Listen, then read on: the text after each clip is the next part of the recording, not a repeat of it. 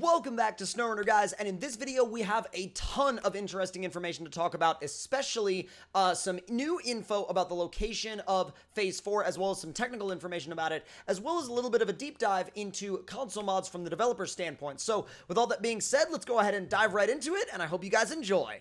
Now, right off the bat, I'm sure you guys noticed how I mixed up the camera angle on you a little bit. Let me know in the comment section down below what you guys thought of that, because it was just a little bit of an idea that I had in my head, and I figured I would try it and just see what you guys thought. But let's go ahead and get straight on to the developer's update. Now, the beginning of this post, basically this is the entire March update, and this is basically an entire recap from the developer standpoint on everything that happened in March. But we're not going to start at the top. We're actually going to start at the section about Phase 4, because that's one of the biggest things that we're all really excited about right now, and I really want to talk about that first. Now, of course, after that, we are going to be talking about some console mod specifics, and then we're going to be diving back into a few other things as well. So, with Season 4, they started off by saying, Season 4, T-minus ... when it's ready. Now, they've said, get ready for Amur Oblast. Now, I probably pronounced that completely wrong and completely just, like, did not say it properly, but I'm sure someone will give me the correct pronunciation in the comments down below.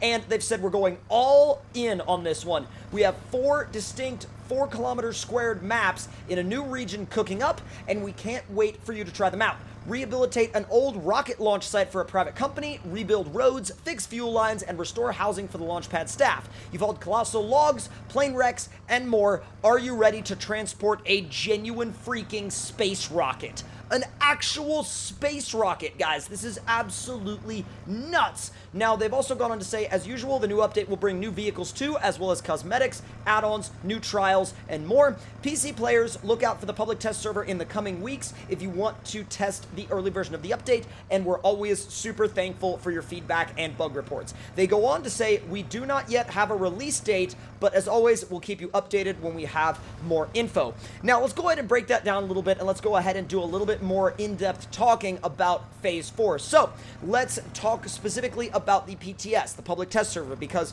we will be playing with that in videos. We will be streaming it. And again, they've said within the coming weeks, we should be seeing Phase 4 go out on the public test server.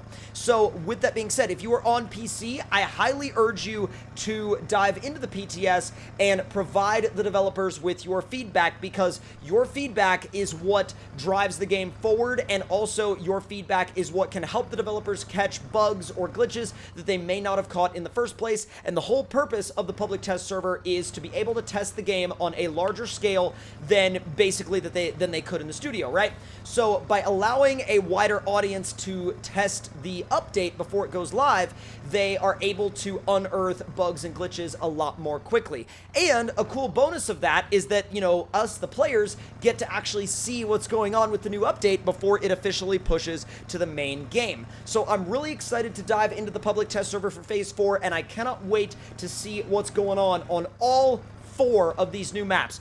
4 new freaking maps. That's huge, right? 4 new maps. That is not only an entirely new region, but think about how many hours of gameplay that is. And I know that I sound really, really hyped right now, and that's because I genuinely freaking am, because 4 new maps in a region, that is just mind-blowing. It's crazy. And if you think about the previous phases, right? The previous phases, the previous stages, you know, we've seen some with like 2 maps. That's kind of like been the average. We've seen a few others kind of intermixed here and there. But my God, a full-on 4-map expansion is going to be huge.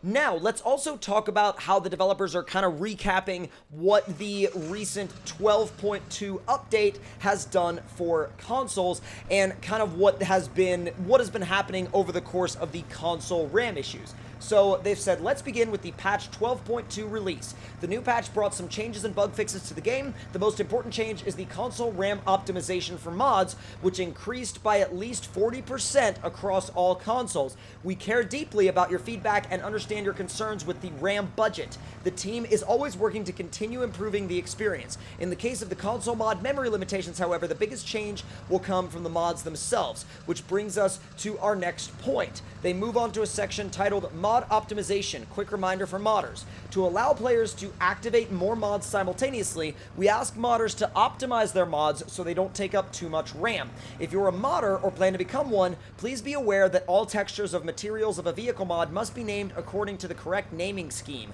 The naming scheme is necessary to enable streaming for textures of the mod, which may be essential. Mods with the wrong names of textures result in memory leaks on consoles, and these mods will not be approved. For details, see, and then they put a certain link there to a guide specifically for people trying to figure out how to optimize their mods a little bit better. Now, they've also said the developers have also written a guide to optimizing console mods available following this other link here. And then they also go on to say, that being said, keep in mind that even with fully optimized mods, there will always be mod limitations due to the consoles themselves. Now, they've also said console mod approval process. So they have gone into a little bit of detail here, which is interesting because it's actually really cool to see them addressing these things, because I know that a lot of people have questions and a lot of people have had questions about the approval process for a while. So let's go ahead and get into that part. Now, they've said, as you know, our team is always hard at work testing and approving mods for consoles. In order to be added, a mod must pass the test. If it fails, it's rejected, and the modder must make corrections/bug fixes. This process is repeated until the mod is approved, which can take a long time. Now, they also go on to say, moreover, we used to allow more mods through, which caused some issues as some of them didn't work properly.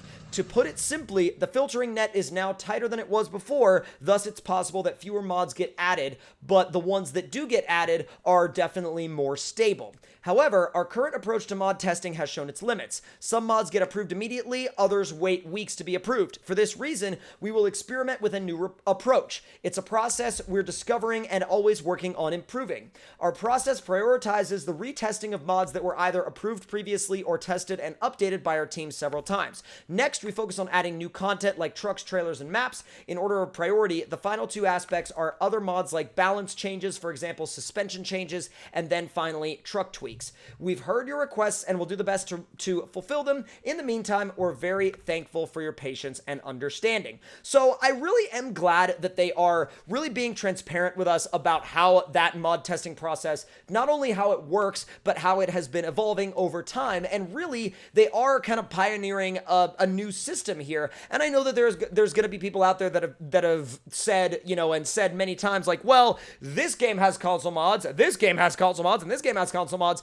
And yes, there are games out there that do have mods on consoles. However, most of them also do have, not necessarily issues with RAM, but they do have to basically they do have to take measures to make sure that mods don't create crashes on the game at hand, or at least don't create more crashes than, you know, than can be avoided, right? Because game crashes are for the most part avoidable with proper optimization, and I think that's really what the devs are trying to go after here, is they're really trying to prevent as many crashes as they humanly possibly can to give you guys the most stable possible game experience. So really, at the end of the day, you cannot fault them for trying to do that. Now, they've also gone a little bit more in depth on the Switch release, which I did cover in a recent video, but they've said, that's right, runners, you'll be able to take your trucks with you anywhere on the go. And basically, that means that pre-orders for the retail base game version of SnowRunner will arrive soon on the Switch, with Premium Edition and Season Pass becoming available digitally,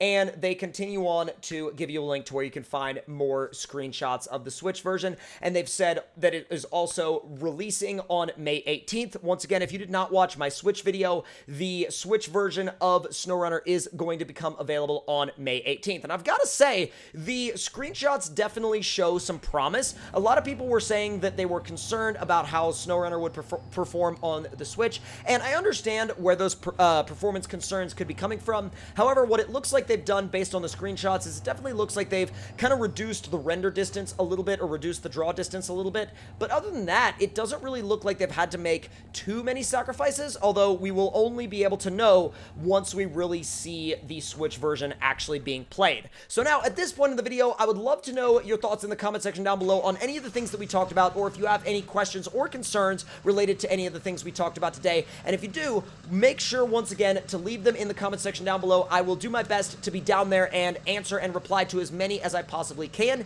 And with all of that being said, please do remember that our our stream schedule is every Monday, Wednesday, and Friday starting at noon Eastern Standard Time, as well as our videos, which on stream days go live at 5 p.m., and on non-stream days we go live with new videos at 10 a.m. and 5 p.m. So, with that being said, I think it's time to go ahead and throw this giant lineup of mod trucks off a jump. What do you guys think? I think it's a good idea. Now, granted, in no way would this probably ever actually be considered a good idea, but you know what? We're in SnowRunner right now, and we can take bad ideas and turn them into good ideas very, very quickly. Now, I wish I had one more gear in automatic mode in this truck. I really do, because if I had one more gear, I would have made it! But no, we ended up tumbling over the edge of the ramp and basically landing in a bajillion pieces. But with that being said, hope you all enjoyed, and I will see y'all next time. Talk to y'all later.